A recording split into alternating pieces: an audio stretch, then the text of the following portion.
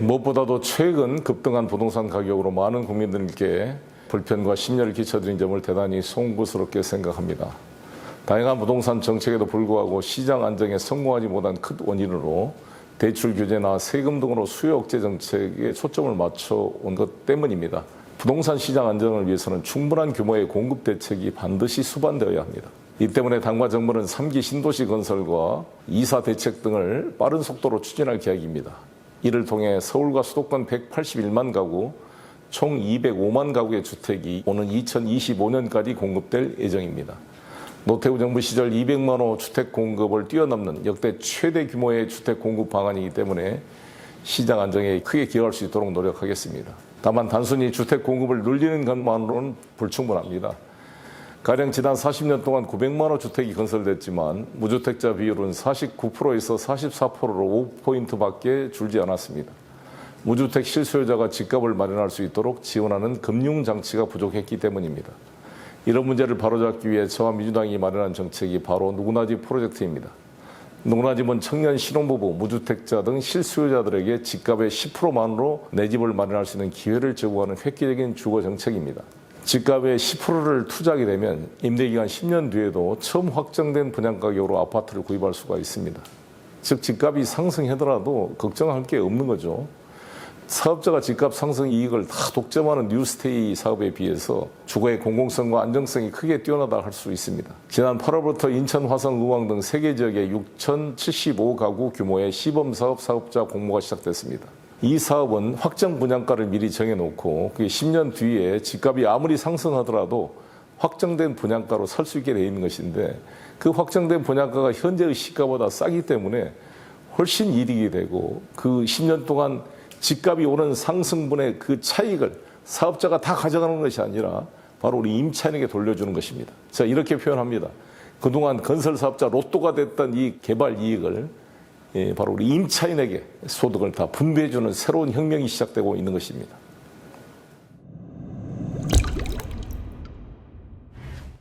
기본적으로 저희 당은 부동산을 비롯한 모든 경제정책은 수요와 공급에 맞게 진행되어야 된다 이렇게 생각합니다. 지금 이번 정부 하에서 부동산 정책이 다소 지탄받는 것은 결국에는 젊은 세대가 원하는 직주 근접성, 일자리와 가까운 형태의 주거가 상당히 부족하기 때문에 이런 게 발생한다고 저는 보고 있습니다. 그래서 서울을 중심으로 해서 도심지에 충분한 양의 주택을 공급하는 것이 답이다 이렇게 생각하고요.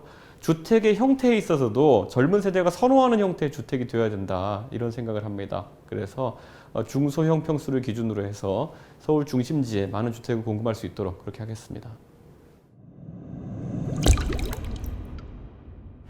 대한민국 국민들 중에 가장 큰 문제가 먹고 사는 문제입니다. 그 중에서도 특히 이제 집 문제가 가장 큰 문제입니다. 과거에는 조금 일하고 좀 적금 좀 붓고 하면은 자기 집을 구할 수 있는 또 마련할 수 있는 희망이 있었는데 지금은 평생을 해도 자기 집 마련하기가 어려운 그런 시대가 되었습니다. 잘못된 부동산 정책 때문입니다. 주거 문제는 집은 1가구 1주택을 기본 원칙으로 해야 됩니다. 이것을 넘어서는 주거 임대사업을 하고 있다든지 다주택을 보유하고 있다든지 이런 부분에서는 엄한 세금을 먹이든지 아니면 정부가 유상 몰수해서 집 없는 서민들이 자기 집을 갖도록 만들어주는 정책, 이것이 정의당의 기본 정책 방향이다. 좀 이렇게 말씀드립니다. 또 지금 당장으로 봐서는 정부에서 여러 부동산 정책을 추진하고 있습니다. 특히 이제 수도권의 3기 신도시 같은 경우에는 민간 분양보다는 100% 공공주택으로 집 없는 사람들에게 집이 돌아갈 수 있도록 이런 정책으로 빨리 전환돼야 됩니다. 정의당은 그것을 위해서 계속 목소리를 내고 있습니다. 토지 또한 대한민국이 정부가 수립되면서 처음으로 토지 개혁을 하고 지금까지 한 번도 토지 개혁을 하지 않았습니다. 바로 지금이야말로 토지 공개념, 즉 토지는 공공적 재원으로 함께 공유돼야 된다는 개념을 명확하게 확립하는 토지 공개념을 이번에 반드시 도입을 해야 된다는 생각입니다. 그래서 불필요한 토지 소유를 제한하고 또 불필요한 토지를 소유한 부분에 대해서는 엄하게 세금을 부과해서 불필요한 토지를 소유하는 것이 오히려 재산상 손해를 가질 수 있다 하는 이런 좀 인식을 주어서 토지가 공적으로 활용될 수 있도록 토지공개념 제도를 정의당이 확실하게 확립하도록 하겠습니다. 그동안 정부의 규제 그리고 증세 위주의 부동산 정책이 집값 폭등을 야기하면서 완전히 실패했습니다. 최근에 국책연구기관인 KDI에서 발표한 자료를 봤습니다. 주택 공급은 2015년 76만 가구였는데요. 2020년에 46만 가구로 매년 감소했습니다. 공공주도의 공급 정책 그리고 징벌적 수준의 과세 그런 것들 또한 부동산 실패의 주요 원인으로 지목됐습니다. 저는 부동산 정책에서 두 가지 원칙이 있어야 된다고 생각합니다. 첫째, 실수요자는 내 집을 마련할 수 있어야 하고 사회적 약자에게는 주거복지를 제공해야 한다는 겁니다. 무주택자 그리고 또 실소유자에게는 각종 규제 완화하고 그리고 DTI라든지 LTV 등 대출 규제도 완화하고 그래서 젊은 세대도 내 집 마련 기회를 보장하기 위해서 청약 제도를 연령대별 쿼터제로 도입하는 것도 검토해 봐야 된다고 생각합니다. 주거 안정과 주거 복지 실현을 위해서 임대주택도 충분히 공급해야 합니다.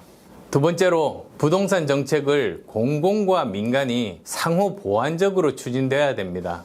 주거 복지는 공공이 그리고 또 재건축에 대해서는 민간이 재개발은 건물뿐만 아니라 도로나 공원 등 인프라까지 있으니까 민관 협력으로 해야 되겠죠. 공공이 계획하에 일률적으로 주택을 공급하겠다는 것, 그건 시장 원리 무시하는 거고 국민이 원하는 공급 방식이 아닙니다. 또 한 가지 더 덧붙이자면 중앙정부의 부동산 시장 규제 권한의 일부라도 지방정부에게 이양하는 것이 좋겠습니다. 왜냐하면 각 지역의 부동산 시장은 지방정부가 가장 잘 알고 있기 때문입니다. 지금처럼 중앙정부가 각 지방 상황을 고려하지 않고 일률적으로 규제 그리고 또 규제 완화하는 그 권한을 가지고 있는 건 지역별로 맞춤형 적절한 대응이 어렵습니다. 부동산 시장의 작동 원리를 무시한 현 정부의 부동산 정책이 국민들의 내 집 마련 꿈을 빼앗고 양극화를 심화시켰습니다. 수요와 공급의 시장 원리에 바탕을 둔 부동산 정책으로 대전환이 필요할 때입니다. 이번 코로나 팬데믹 위기를 겪으면서 우리가 이제는 진짜 선진국이 됐구나 하는 것을 체감하게 됐습니다. 그렇지만 시민의 삶은 과거에 비해서 훨씬 평안하고 행복해졌는가? 이 부분에 대해서는 여전히 의문을 갖고 계신 분들이 많은 것 같습니다. 그 핵심에 있는 것이 주거복지입니다. 결코 외면할 수 없는 과제이고 또 주거복지라고 하는 것이 사람의 삶을 기본적으로 규정하는 의식주 가운데 핵심적인 부분일 뿐만 아니라 현실적으로 우리 시민들의 자산을 구성하고 있는 대부분인 또 부동산 문제하고도 연계돼 있고 또 우리 삶을 휴식이 있는 삶으로 좀 더 편안한 삶으로 이끄는 데 있어서 주거복지라고 하는 것이 얼마나 많은 중요성을 갖고 있는지를 정치권에서도 절감하고 있는 것으로 알고 있습니다. 지난번 서울시장 선거 과정에서도 편안하게 20분 거리에서 걸어 다니면서 즐길 수 있는 도시생활 이런 것들을 시장 후보들이 공약하시는 것을 봤었는데요. 이 주거복지의 문제는 결코 외면할 수도 없고 또 쉽게 풀릴 수 있는 문제도 아닙니다. 그렇지만 우리 모두가 함께하는 공동체의 행복을 위해서 진짜 이거는 진실한 토론을 통해서 머리를 맞대고 고민해야 할 숙제가 아닌가. 그러니까 주거복지에 얽혀있는 세금 문제, 그다음에 부동산 문제, 그다음에 우리의 욕망을 어떻게 건전하게 제어하면서 공동체의 행복을 함께 만들어갈 것인가 하는 문제에 대해서 앞으로도 계속 심도 있는 정책 개발 그리고 깊은 고민을 통해서 무엇보다도 청년과 서민들이 새로운 주거 환경에서 열악하지 않고 뭔가 평온한 휴식을 누릴 수 있는 주거를 만들 수 있는 방법이 뭐가 있을까를 늘 고민하고자 합니다. 그러려면은 공공 임대주택의 확대, 그 다음에 첫 주택을 가지게 되는 분들을 위한 세제 혜택, 그리고 불로소득이라고 얘기하고 있는 이 부동산 지대에 관한 문제, 이것을 어떻게 환수할 것인가 하는 문제에 이르기까지 종합적인 정책 검토가 필요하다고 생각하고 저희도 조금 더 열심히 공부하고 노력해서 행복한 주거, 또 편안한 주거를 위해서 최선의 정책을 만들 수 있도록 노력하겠습니다. 요즘 대한민국을 떠들썩하게 만든 이슈가 바로 대장동 게이트인데요. 부동산 개발 사업에 엮인 권력 카르텔의 현실과 부동산 개발 이익을 소수가 독점하고 있는 현실 등이 고발되고 있습니다. 부동산으로 돈 버는 게 당연하고 이를 장려하는 부동산 공화국 오명을 벗어나기 위해서는 근본적인 투기 수요를 억제하는 것이 절실한데요. 기본소득당의 부동산 문제에 대한 해법은 바로 기본소득 토지세입니다. 최근 종합부동산세 완화로 부동산 부자에게 감세라는 혜택을 줘서 국민의 공분을 사기도 했는데요. 부동산 세제도 공정하고 정의롭게 변해야 합니다. 기본소득당의 대안은 현행 종합부동산세를 아예 폐지하고 기본소득 토지세를 신설하는 것인데요. 기본소득 토지세는 갖고 있는 토지만큼 세금을 내고 이를 토지 가치를 누릴 권리가 있는 모든 국민에게 기본소득으로 나누자는 것입니다. 기본소득 토지세의 효과는 엄청난데요. 부동산을 보유할 때 세금을 감안해야 하기 때문에 비상식적으로 치솟은 부동산 가격이 하락할 수밖에 없을 것이라고 예상하고요. 이 부동산 가격 하락은 무주택자에게 높은 주거비 부담을 덜어줄 뿐만이 아니라 토지세로 나눈 기본소득은 실질적인 주거비 지원 정책이 될 것이라고 기대합니다. LH 사태나 대장동 게이트에서 보듯이 이제는 부동산 개발의 방식도 바꿔야 합니다. 공영 개발에서부터 환매조건부, 토지임대부 개발 방식을 도입해서 부동산 개발에 있어서도 불로소득을 원천적으로 차단하고자 합니다. 토지세 기본소득, 환매조건부, 토지임대부, 공영개발, 토지주택은행 도입으로 정부에 대한 국민적 신뢰를 회복하고 토지로 얻은 이익이 모두에게 돌아갈 수 있도록 최선을 다하겠습니다. 부동산 문제로 이렇게 시끌거리는 나라가 많지 않습니다. 제가 국회의원을 시작하기 전에 전 세계를 많이 돌아다니면서 경제 개발을 해봤는데요. 참 어려운 상황입니다. 대한민국은. 중장기적인 비전 아주 솔직해졌으면 좋겠습니다. 전 이렇게 생각합니다. 좋은 부동산 정책이란 집을 사고 싶은 분들이 살고 싶은 지역에 살고 싶은 만큼 살고 싶은 가격으로 살 수 있으면 되는 겁니다. 그리고 아주 솔직하게 내가 살고 있는 집값이 조금은 올랐으면 좋겠다는 생각들 다 갖고 계시지 않습니까? 지하철이 들어오든 GTX가 들어오든 조금씩은 올라갔으면 좋겠고, 하지만 일확천금을 하기를 원하시는 분은 많이 아니시잖아요. 저는 이런 솔직한 국민들의 생각을 부동산 정책에 반영해야 된다고 생각합니다. 공급을 늘릴 필요가 있고요. 무주택, 특히 청년들의 무주택을 임대로 몰아갈 수는 없다고 생각합니다. 집을 살고 싶은 분들에게는 집을 살 수 있도록 그런 가능성들을 많이 열어주는 정책이 필요하고요. 하지만 중장기적으로 집을 갖고 계신다고 해서 큰 돈이 생기진 않을 거다라는 그런 사회적 인식이 필요합니다. 도덕의 영역이 아니고요. 선과 악의 영역이 아니고 아주 냉정하고 아주 객관적인 경제 원리로 한 채 사는 거는 어렵지 않은 세상. 하지만 부동산을 갖고 있다고 큰 돈 벌기도 어려운 세상. 전 이런 게 좋은 정책이라고 생각합니다. 이를 위해서는 공급을 늘려야 되고요. 또 2채, 3채, 10채, 20채 갖고 계신 분들은 양보를 하셔야 됩니다. 우리 사회가 집이 넉넉지 않잖아요. 양보를 하실 수 있도록 출구 전략을 만들어 드리고 적정 시점이 지나면 강력한 정책으로 양보를 하실 수밖에 없도록 만들고 또 한 채도 없는 분들에게는 집을 가질 수 있는 기회를 다양하게 만들어 드리는 정책을 준비하고 발표하겠습니다.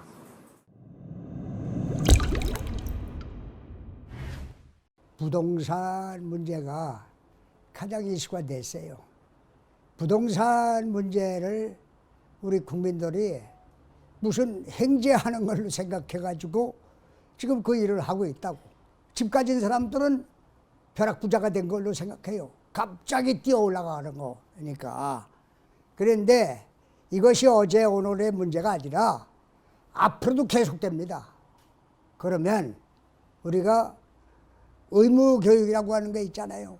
의무적으로 주거는 정부에서 책임지고 그 할당제로 해야 된다. 다시 말해서 우리가 정부에서 잡으려고 해도 부동산 문제는 잡힐 수가 없습니다. 어떻게 해야 되냐? 그걸 대여라고 할까?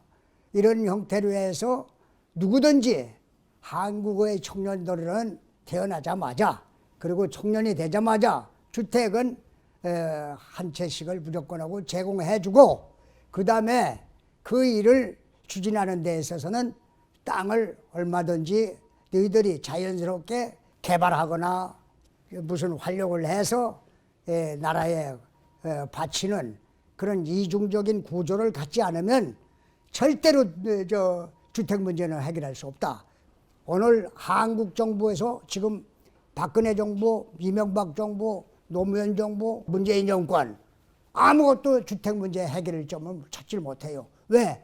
그들의 욕망을 채워주지 못하기 때문에. 욕망을 채우는 것은 다시 말씀드려서 미개발된 지역을 하나 해서 같이 분양을 해주는 방법을 통하면 결과적으로 집이 두 채가 되기 때문에 귀한 걸 모르고 자동적으로 해결된다고 봅니다. 이게 오늘 대한국민당의 정착이라고 보면 됩니다. 국민들의 지금 주거 문제, 부동산 문제가 대한민국 전체 국민의 뜨거운 관심사가 되었습니다. 문재인 정부의 26회에 걸친 부동산 규제 정책으로 인해서 시장은 왜곡되고 그리고 모든 국민들이 힘들어하고 있습니다. 만약에 26회의 부동산 규제가 아니라 시장에 맡겼다면 지금 같은 왜곡이 있었을까요? 대한민국은 헌법에 명시된 대로 시장경제주의입니다. 자본주의입니다. 정부는 시장을 너무나 지나치게 개입해서 규제하면 안 됩니다. 취약계층에 대해서 주거 문제를 해결해주는 노력을 하면 되지 시장에 직접 개입해서 그것도 과도하게 개입해서 징벌적 세금 그리고 모든 규제를 통해서 통제하면 시장은 왜곡되고 그 고통은 국민들이 감내해야 됩니다. 그래서 우리 통일한국당은 시장 개입을 하지 않는 취약계층을 위한 정책을 펼 것입니다. 국민 기본 주택을 제안합니다. 대한민국 국민이면 누구나 기본적인 주택 환경에서 주거 환경에서 살 수 있도록 통일한국당이 만들어 가겠습니다. 세계 어느 나라도 하지 못하는 그런 국민 기본 주택을 준비해서 대한민국 국민은 누구나 적정한 주거 환경을 가지고 살아갈 수 있도록 만들겠습니다. 부동산 시장의 개입을 최소화하겠습니다. 우리 통일한국당이 숙권한다면 문재인 정부에서 26회에 걸쳐서 규제했던 모든 정책을 백지화시킵니다. 시장을 국민들에게 정상적으로 돌려놓겠습니다. 우리 통일한국당은 국민들이 안정적 주거 환경 속에서 삶의 질을 향유하고 삶의 복지를, 주거 복지를 누릴 수 있도록 만들어 드리겠습니다.